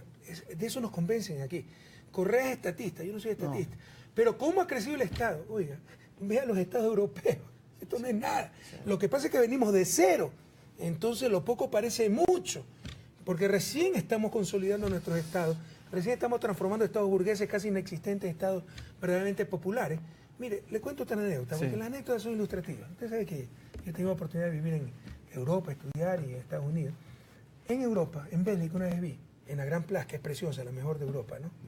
Bellísima, la Gran Plaza de Bruselas, un grupo Hare Krishna. Iba Hare Krishna, lo detuvo la policía. Le preguntó si tenía permiso para manifestar. No, diluyó la manifestación, que eran 20 Hare Krishna. Así son organizados esos países, así es la presencia del Estado. Acá vienen los supuestos ancestrales de la CONAIE, ¿no? El MPD, el FUT, le pegan a un policía, torturan al otro, le ponen un juicio, mete preso, criminalización de la protesta social, ¿no? Y el Estado regulador, y no hay libertades. Es pura hipocresía, puro engaño. Nuestros estados recién se están consolidando. Escuché también muchas veces decir en las sabatinas un dato que es cierto y que Naciones Unidas lo maneja. América del Sur, América Latina, no es la región más pobre del planeta. Es África, lamentablemente. Pero América Latina sí es la más inequitativa de todo el planeta. Si no hay un Estado regulador, ¿cómo vamos abatiendo esos niveles de inequidad? Pero es obvio, mi querido Javier. Pero no solo eso, el Estado no es solo para los pobres, no es solo para remediar la inequidad, es para los ricos. Si usted no tiene bienes públicos, una plaza, un parque, un bosque, todos viven peor. Si usted no tiene servicios públicos adecuados, seguridad, servicios de justicia, todos vivimos peor. Yo siempre pongo este ejemplo. Nadie discute que es el propio agricultor el que mejor va a cultivar su chacra. Pero ¿de qué sirve eso si no hay camino para sacar los productos? Entonces va a tener que organizar una serie de productores para poder construir el camino. Bueno, eso ya es la acción colectiva. Y poco a poco eso se convierte en municipio y eso se convierte en Estado. Entonces es necesaria la acción colectiva y los bienes colectivos para el buen vivir no solo de los pobres, de todos. Pero es una barbaridad lo que dice cierta oligarquía, no Estado, el anarquismo, los libertarios, son tonterías. Pero también puede ser un mensaje equívoco, quizá alguna gente entendió mal, cuando usted, por la caída de los precios del petróleo, que nos generó unos problemas graves de ingresos, usted ya lo informó, a veces no teníamos ni siquiera para cubrir la explotación petrolera por los precios a los que llegaron o a los que cayeron los precios del petróleo. Pero usted empezó a vender bienes del Estado, centrales hidroeléctricas, Sopladora la vamos a tener que... No se vendió ni una. Yo lo sé, pero lo anunció. ¿Sí? Lo anunció. Sí, porque teníamos que enfrentar los gravísimos problemas. Y un ejemplo más chiquitito. En verdad era concesión de 30 años de Sopladora. La gente un poco se desconcertó. ¿Cómo? Yo también. O sea, el Hotel Quito se vendió, es una cosa muchísimo más chiquitita. El Hotel Quito, eso tenía que venderse hace rato, si eso es hasta ilegal. O sea, alguien no puede tener esa clase de bienes, pero no lo querían soltar porque ahí se ponían... habían puestos de trabajo, había un club con piscina, con parrillada. ¿Qué hace con hoteles, por favor? Entonces, sí, pero en esa pequeña... Si quiere, conversando con Jorge Glass, cuando estábamos ofreciendo concesionar Sopladora, Jorge me dijo, el rato que yo firme concesión, voy a derramar lágrimas. O sea, nadie quería hacer eso. Pero obviamente estábamos ante las dificultades más grandes de los últimos, por lo menos 70 años en el país. Uno tiene que actuar de acuerdo a las circunstancias, ¿no? Pero tratar de superar estos problemas con el menor costo posible. Y el Estado tiene una gran cantidad de activos, algunos de los cuales no necesariamente lo tiene que tener el Estado, como es el Banco del Pacífico, que es un banco comercial. Vamos llegando al momento más reciente, Rafael, y no sé si quieren hacer señales o si quieren, creo que quieren proveerle... Yo creo que usted lo puso bonito, ¿no? Perdimos ingresos, fue una verdadera hecatombe. Sí, en 2 años perdimos la tormenta perfecta. 10.000 millones en exportaciones, de los cuales 8.000 más o menos eran exportaciones petroleras, que también son ingresos fiscales.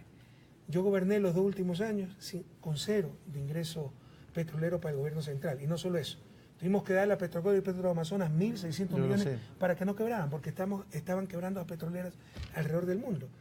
La historia sabrá reconocer que cuando mejor gobernamos fue en estos últimos 2 años. Yo creo que la historia no solo lo va a absolver. El presidente también ya... No, el presidente ya nos absolvió, le hemos ganado 14 elecciones. Yo creo que la historia lo reconocerá, pero hay una sensación... El futuro lo reconocerá aún más, se lo aseguro. Y no es mía. Actuó un equipo de trabajo de patriotas yo creo eso que firmemente. Gobernaron, supieron manejar la barca del Estado en aguas extremadamente tormentosas. Llegamos a las recientes elecciones, que probablemente han sido de las más duras.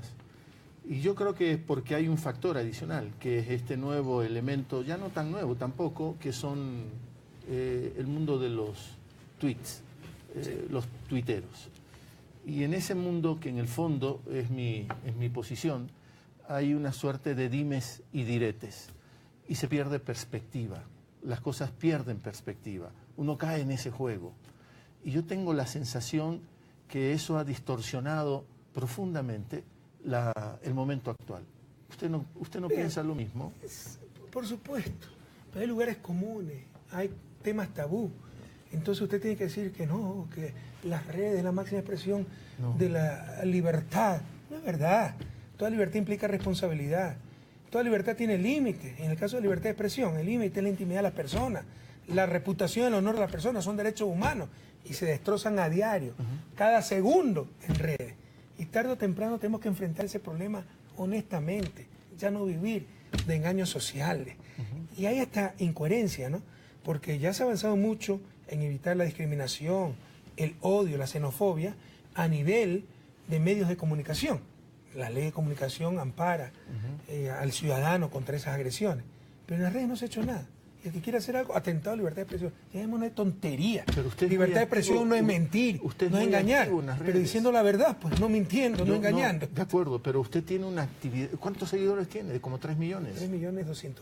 esa actividad suya en las redes no es a veces como paradójica, quiero decir contradictoria. ¿En qué sentido?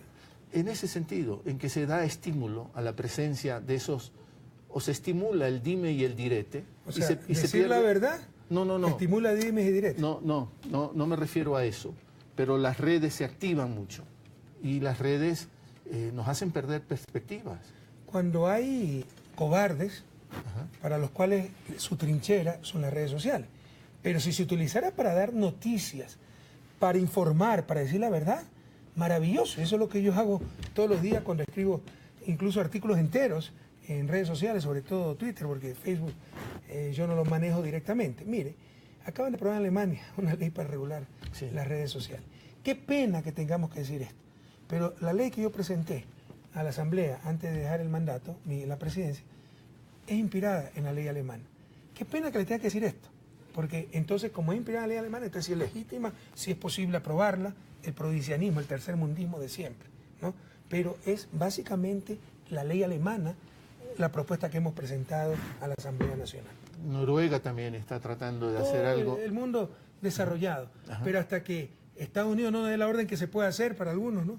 Entonces, si uno lo propone, es atentado a la libertad de expresión. Cuando lo proponga Estados Unidos es avance civilizatorio. Todavía estamos en ese tercer mundismo. Es que a mí me parece que han metido mucho ruido en estos recientes acontecimientos. Y estoy ya... Porque, mira, lo que pasa es que cuando uno está en el poder, son los mediocres los que no están en el poder los que solo tienen que ganar con estos abusos. Uno solo pierde, ¿no?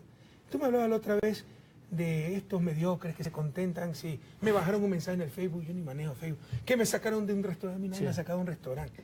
Pero así es la mediocridad, se contentan de lo mal que le va al otro. O sea, cuando tú tienes una posición relevante, ¿ya? Siempre tienes que perder nada más.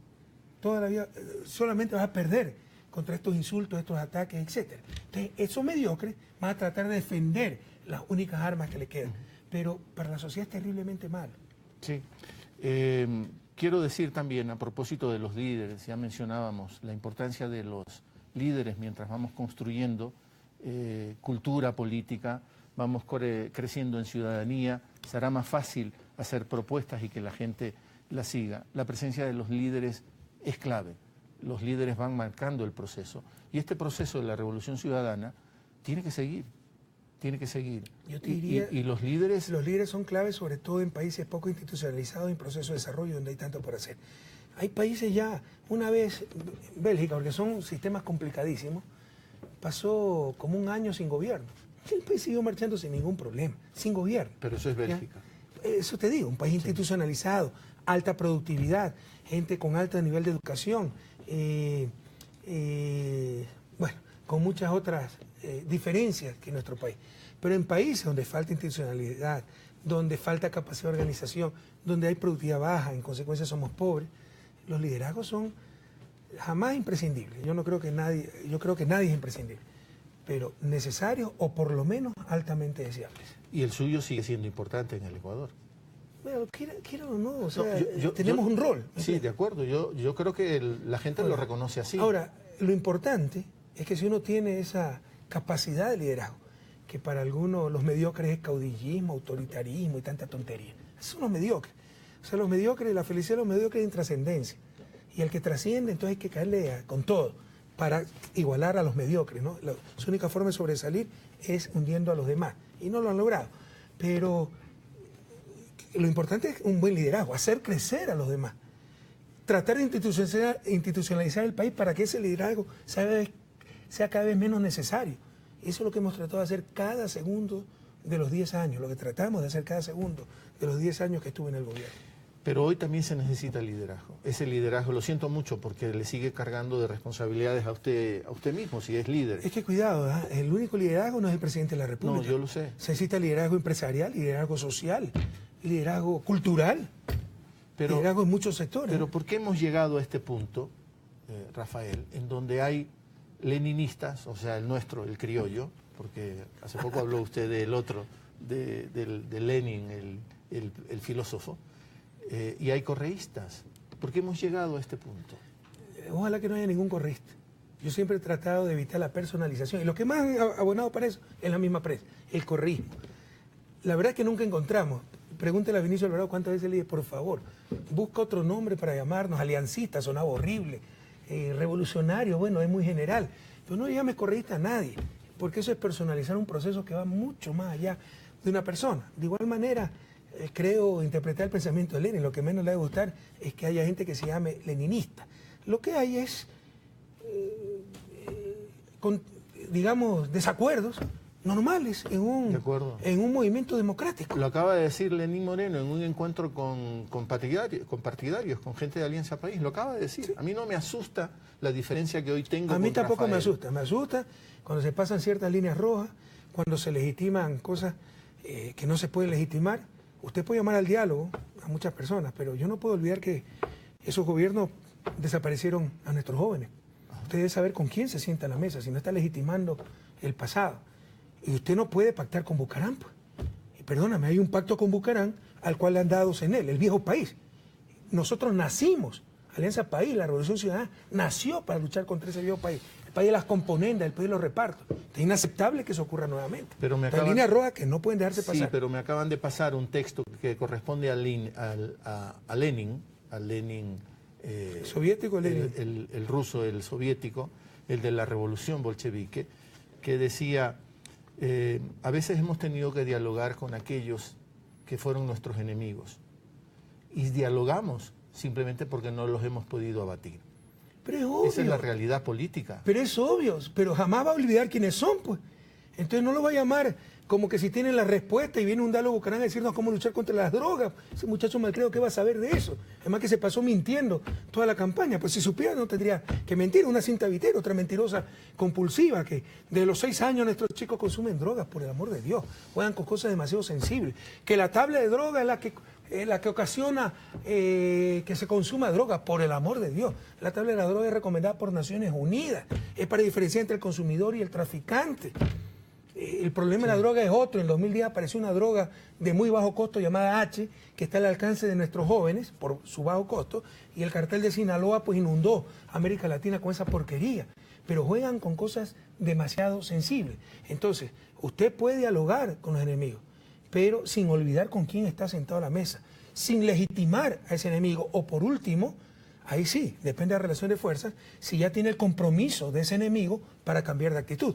Pero yo jamás, o sea, el diálogo con principios, yo jamás dialogaría, por ejemplo, si cuando Lenin era mi vicepresidente, con un tipo que estuviera insultando a Lenin todos los días, como hacen los Bucarán. Con Jorge Glass. De acuerdo, pero son momentos políticos. No, son cuestiones de principio, perdón. No son momentos políticos. Eso es cuestión de principio. A los principios nunca se renuncia. Por supuesto. Estoy de acuerdo. Prefiero irme a la casa. De acuerdo, pero usted es en el sentido griego, el son politicón, ¿no? En el sentido griego, el animal político. Sonó feo. El problema es que hay muchos políticos animales, pero bueno. No, pero esto es político. Tiene barra. Esto es político. ¿Saben que es verdad? Esto es político. Y para un político esto debería de ser... Eso es un error garrafal, Javier. A ver. ¿Cree que la política es un vacío donde no hay valores, donde no hay principios? Por favor. Política es buscar el bien público. ¿Ya? Y para buscar ese bien público, lo primero es el bien moral. En consecuencia, no puedes sacrificar principios. Y Lenín Moreno... Tú no puedes pactar con un Bucarán. Peor, darle una de las empresas que más factura. ¿Tú crees que los Bucarán van a CNL para lograr más eficiencia y servir de mejor manera al pueblo ecuatoriano, o para saquear lo más rápidamente posible CNL y la República? Pero no nos engañemos, por favor. Lenín Moreno no está buscando el bien público de la sociedad ecuatoriana, continuador de la revolución probablemente, ciudadana. A su manera, pero yo creo que es un camino equivocado. Mira, la fórmula del éxito no la conozco, pero el fracaso es tratar de contentar a todo el mundo. Y sí, yo tengo que expresarlo, he dicho ya en otras oportunidades, mi desazón, mi dolor, si cabe el término, porque es clara la estrategia de diferenciarse de mi gobierno, de diferenciarse de Correa. Y para eso se ha caído, yo creo, en deslealtades y en mediocridad.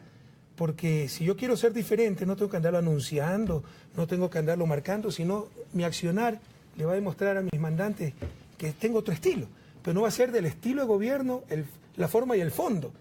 No es que lo primero que va a ser llamado a medios de comunicación es decir que todo es un problema de flujo de información. Cuando hemos sido insultados, nos han tratado de desestabilizar, etc.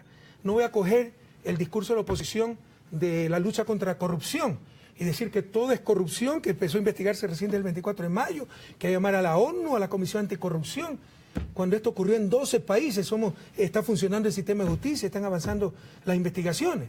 ¿Tú has escuchado a Lenin decir en algún momento, yo he sido 6 años vicepresidente del gobierno anterior y jamás toleramos un solo caso de corrupción? No, es como que sí, no es su problema. Entonces, son cosas que hieren profundamente. Y dos líderes no pueden charlar entre ellos. Hemos charlado y hemos manifestado nuestras diferencias, pero bueno, Lenin tiene otra forma de pensar, de accionar, y creo que tiene muy mala asesoría.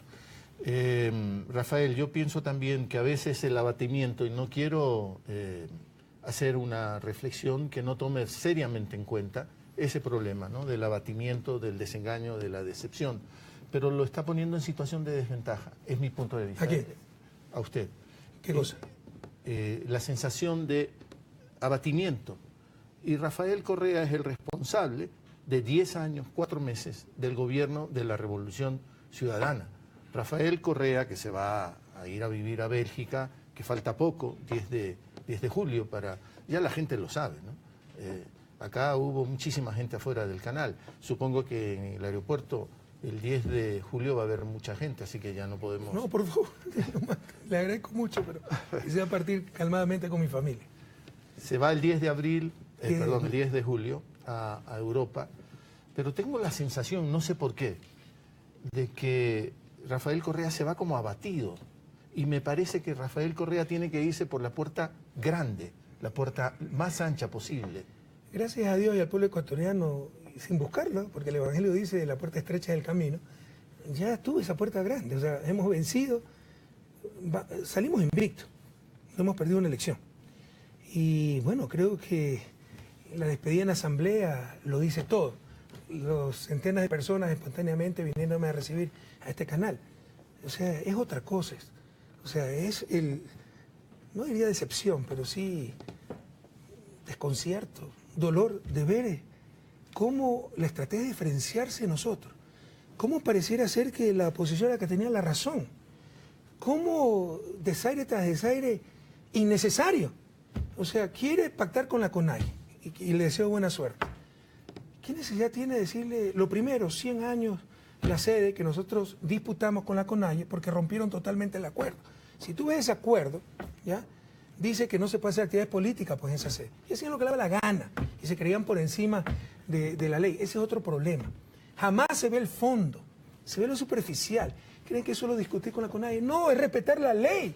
Y la ley es para todos. Y hay gente que se cree por encima de la ley. Entonces, te doy otro ejemplo. Sí. Yo confío en los policías y militares para mi seguridad y no voy a utilizar el cuerpo de seguridad civil. El cuerpo de seguridad civil no existe.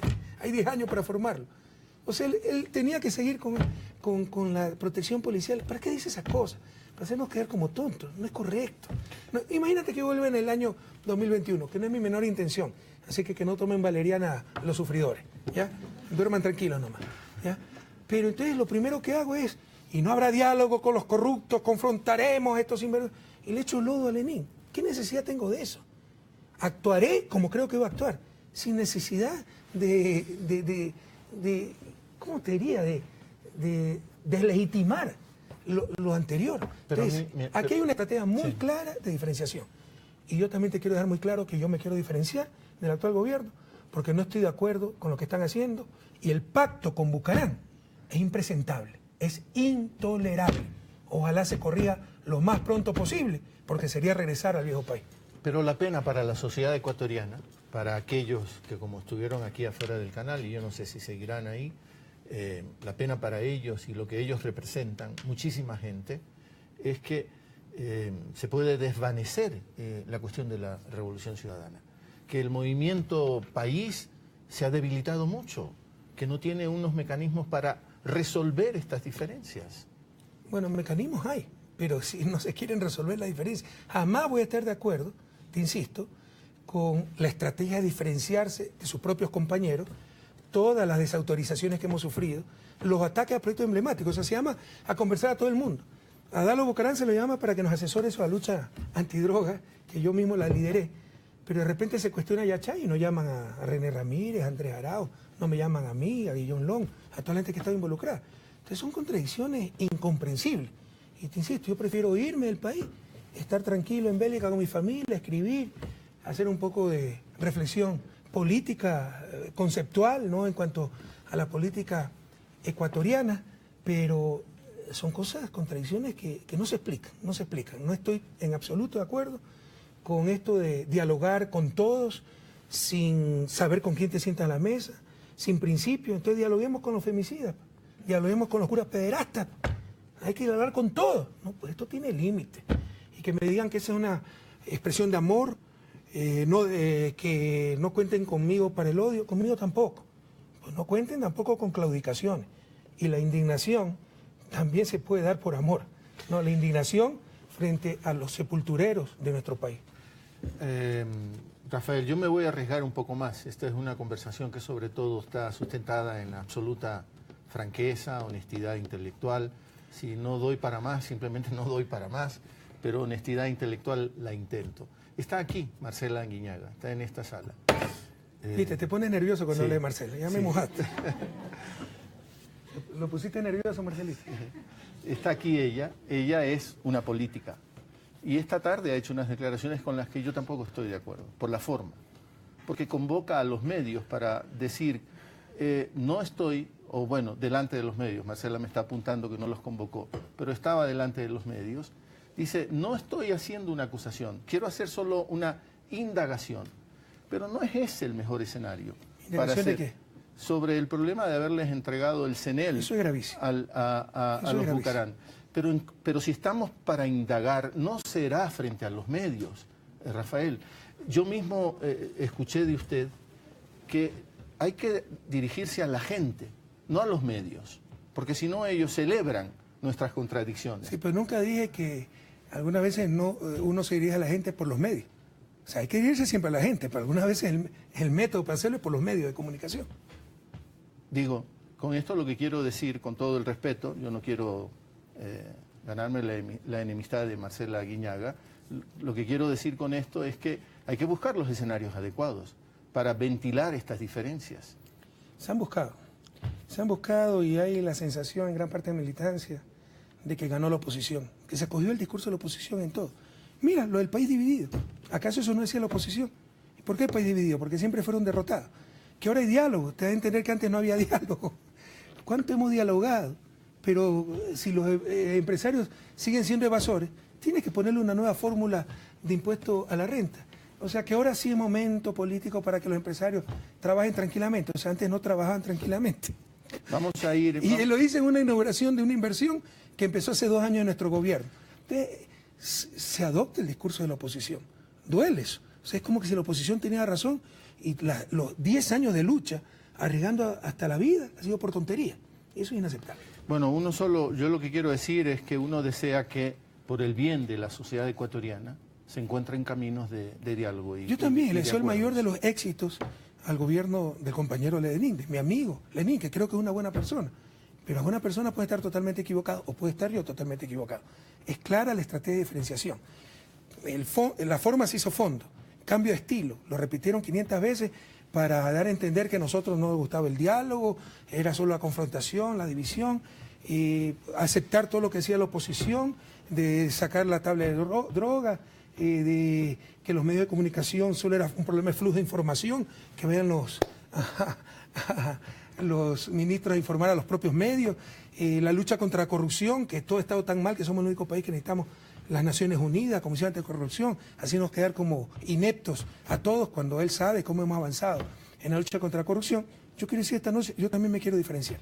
Ya, yo no coincido con el diálogo de sordos con todos, sin principios, no coincido con el pacto con Bucarán, ¿no? Y también quiero marcar esa diferencia. Yo creo que la gran mayoría de ecuatorianos y ecuatorianas, porque por supuesto yo no los represento, no tengo ni siquiera una encuestadora de última categoría, no tengo ni siquiera una muestra para intentar representar a la sociedad ecuatoriana, pero sospecho que la gran mayoría de la sociedad ecuatoriana reconoce todo lo que ha hecho Rafael Correa. Por eso hemos ganado.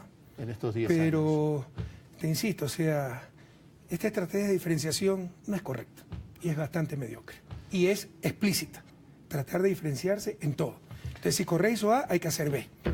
Y si la oposición propone B, hay que aceptar B. O sea, no se entiende.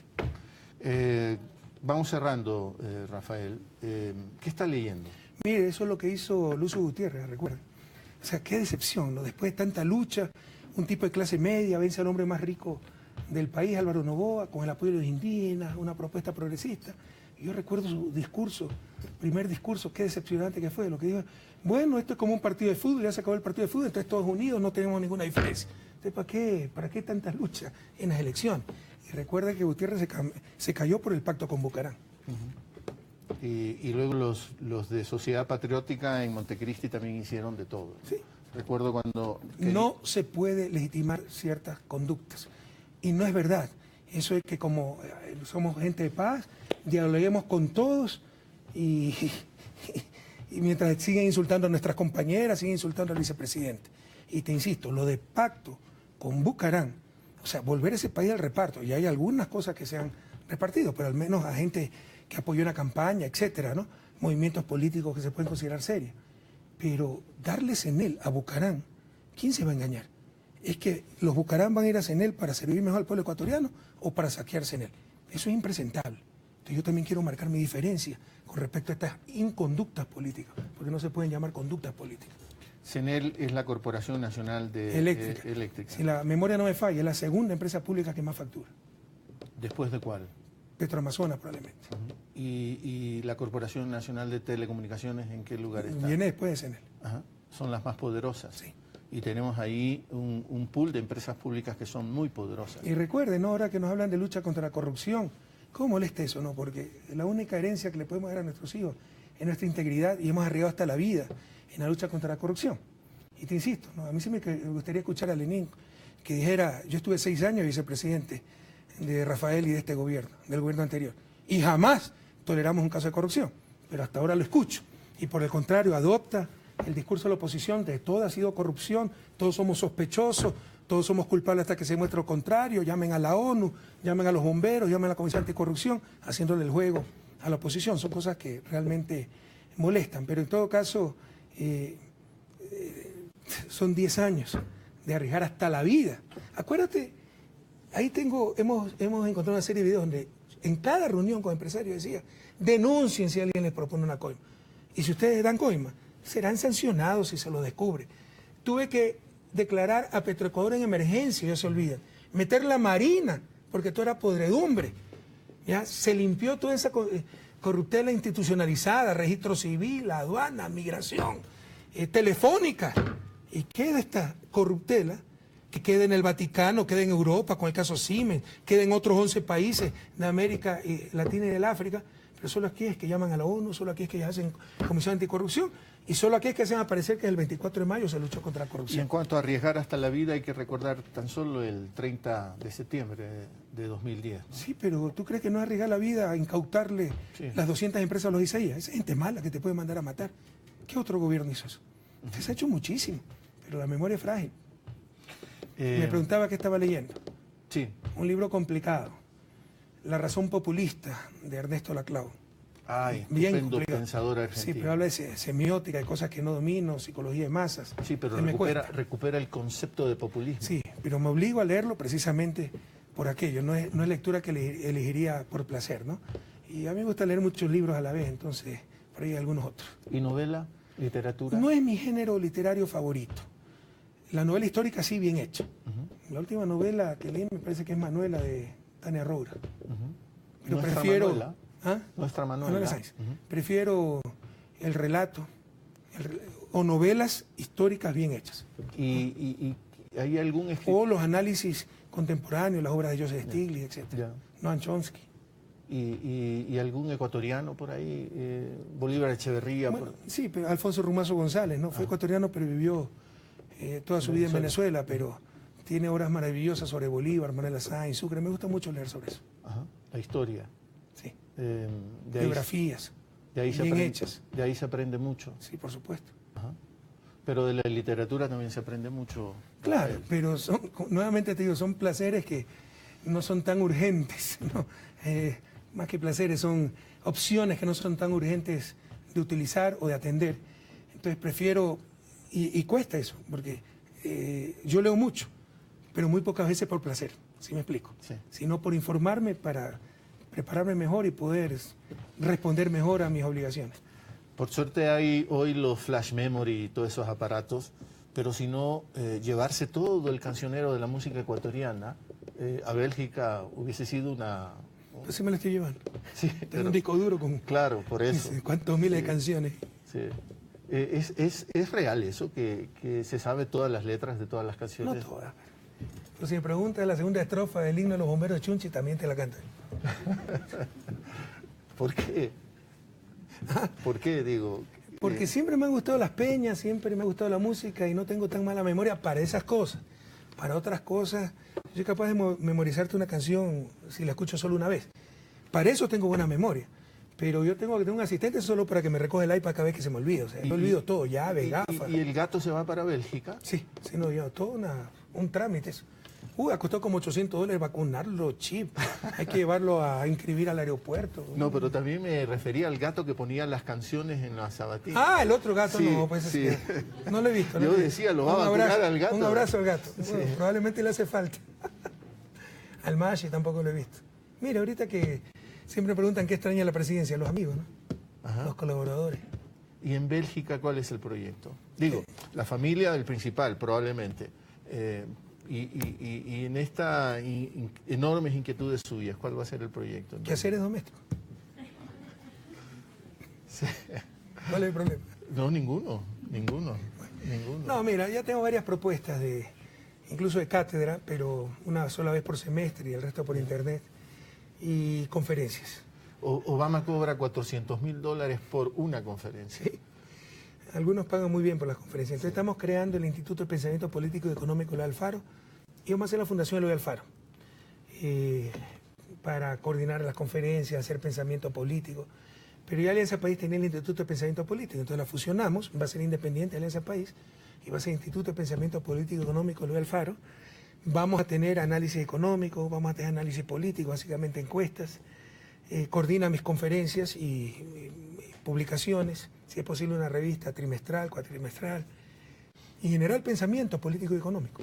Eso es importante. Entonces yo de Bélgica pues contribuiré a todo aquello y si nos va bien abriremos oficinas en Bruselas, veamos cómo nos va. ¿Y a Ecuador cada qué tiempo volver? O sea, si me invitan a una conferencia, algún evento, ¿no? En noviembre estaré en Colombia, que me invitaron a una conferencia. Tengo muchísimas invitaciones en todo el mundo, ¿no? Para conferencias. ¿Y ese es un mundo que a usted le fascina? Por supuesto. Sí, a mí me gusta la academia. Me gusta transmitir ideas, no me gusta hablar, me gusta decir. Algunas son gratis, las conferencias, muchas de ellas son gratis. Pero cuando es un seminario pagado, o una institución poderosa, una petrolera, que tiene una conferencia, por supuesto que se cobra. Este libro debió salir muchísimos años antes. ¿Sí? Todo se trastornó con el Ministerio de Finanzas de Alfredo Palacio, que ahí empezó esa carrera política. Y usted dice, pero me ayudó mucho esos 3 días que tuve que pasar obligadamente descansando en Cuba. Sí, esta es una recopilación de artículos que había hecho de finales de los 90, ¿no?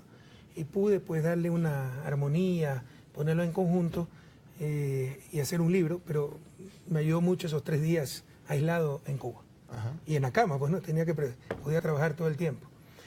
Continuando con lo anterior, ya sin bromas necesito trabajar, ¿no? Porque pese a que uno tiene una pensión vitalicia, allá tengo que alquilar casa, porque yo tengo un pequeño estudio, pero es para 2 personas, no entramos con Miguelito. Mi hija tiene beca, pero... ¿Cuál de las dos? Las dos tuvieron beca, pero una acabó la carrera y quiere hacer otra maestría, la mayor, lo cual es una buena noticia, porque se me venía un año a Zumbago. Íbamos a estar nosotros en Bélgica y en Ecuador. Pero decidió hacer una maestría en agroecología en Bélgica, pero ya no es beca, ella no tiene beca. O sea que la familia se vuelve a juntar. Sí, gracias a Dios, por eso los motivos para ir a Bélgica. Pero deja acabar de contarte.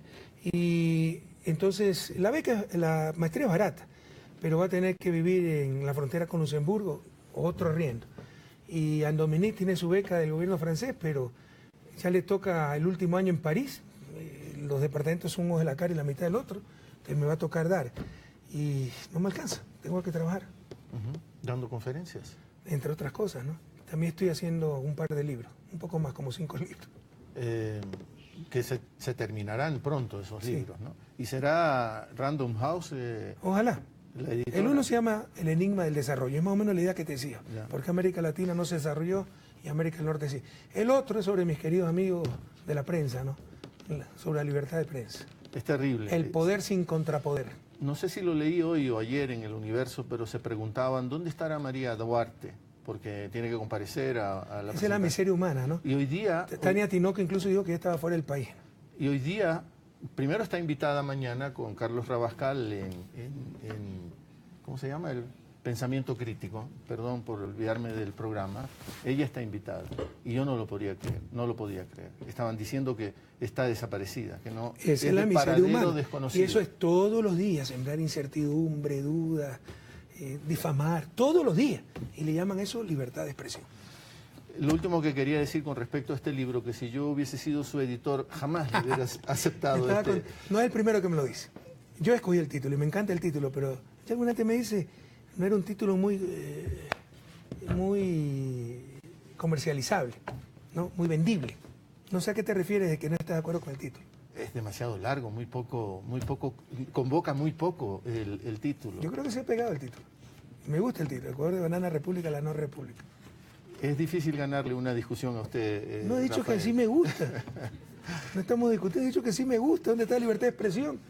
Bueno, finalmente agradecerle profundamente esta aceptación a esta conversación, a este diálogo. Váyase por la puerta grande, Rafael Correa Delgado. Gracias a Dios, Javier, y al pueblo ecuatoriano me fui por la puerta grande, pero nunca me ha interesado eso. Me ha interesado servir a mi patria. Tampoco es como Carlos Julio Arosemena, no me importa el dictamen de la historia, a mí sí me importa. Y más bien me acerco a Fidel, que dice en su alegato por el cuartel Moncada, dice la historia resolverá. Yo creo que el presente ya ha reconocido todo lo que hemos hecho por la generosidad del pueblo ecuatoriano, pero lo reconocerá aún más el futuro. Nunca me ha interesado trascender, pasar a la historia, ni nada de eso. Solo me ha interesado servir. Sí. Pero gracias, insisto, a Dios y al pueblo ecuatoriano ha sido reconocido ese trabajo. Váyase con esa grandeza y no enredado en los dimes y diretes. Yo no me enredo en los dimes y diretes, pero hay cosas que claman al cielo. Y te insisto, tal vez retomaste el tema, pero así como han buscado diferenciarse mi gobierno, yo dejo muy claro que me diferencio de este gobierno, porque yo no creo en el diálogo por el diálogo, en legitimar gente que ha hecho mucho daño al país, que insulta a nuestros compañeros, y obviamente jamás podré aceptar un pacto con lo peor de la política ecuatoriana como lo buscarán, y más aún con estos espacios de poder, que no es solo de poder, es de saqueo, como otorgar CENEL a esta familia y a estos partidos. Que haya suerte, Rafael. Muchas gracias. Mi última aparición en público. Mucha suerte. Yo parto el día lunes. Un abrazo a mi patria, mi gratitud eterna y compromiso con mi pueblo. Y por Dios, cuiden al país y no permitan que se pierda todo lo ganado. Y lo mejor que se le desea a un viajero es un viaje seguro. Muchas gracias. Y para Ann, viaje seguro, y para Miguel, viaje seguro. Muchas gracias. Le reitero ese agradecimiento, A ustedes. Rafael. Gracias a todos. Ha sido todo en esta entrega de Palabra Suelta, edición especial, mucho más tiempo. Espero que todo el mundo la haya disfrutado, y aquellos que no la lograron disfrutar, que por lo menos planteen un debate y una reflexión de altura. Como siempre, al final le agradecemos la compañía. Pásela bien.